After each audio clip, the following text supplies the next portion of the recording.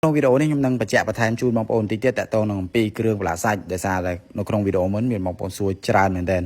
តើតើនឹងគ្រឿងបន្លាក់សាច់បងប្អូនសួរថាតើបន្លាក់បានប្រភេទសាច់អីខ្លះ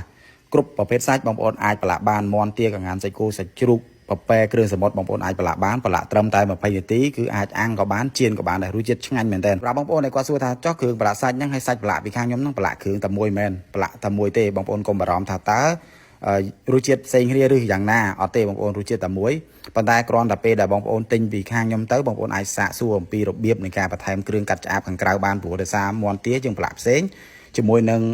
សាច់ជ្រូកបន្លាក់ផ្សេងហើយសាច់គោយើងបន្លាក់បែបផ្សេងសម្រាប់គ្រឿងបន្លាក់សាច់នេះបងប្អូនចំណុះ1លីត្រនេះគឺយើងអាចបន្លាក់បានរហូតដល់12គីឡូសម្រាប់បងប្អូនដែលគាត់ត្រូវការបច្ចុប្បន្ននេះគ្រឿងបន្លាក់សាច់យើងមាន3ចំណុះកន្លះលីត្រ1លីត្រហើយនិង5លីត្រលើស5លីត្រក៏បានដែរបងប្អូនដែលគាត់ប្រើប្រាស់ច្រើនអាចកំងច្រើនប៉ុន្តែសម្រាប់កន្លះលីត្រសាកល្បងបងប្អូនតម្លៃ25,000បងប្អូនទិញ1លីត្រគឺស្មើនឹង$10បងប្អូនទិញកាន់តែច្រើនកាន់តម្លៃកាន់តែធូរហើយសម្រាប់បងប្អូនដែលគាត់ត្រូវការអាចផ្ញើបាន25ខេត្តក្រុង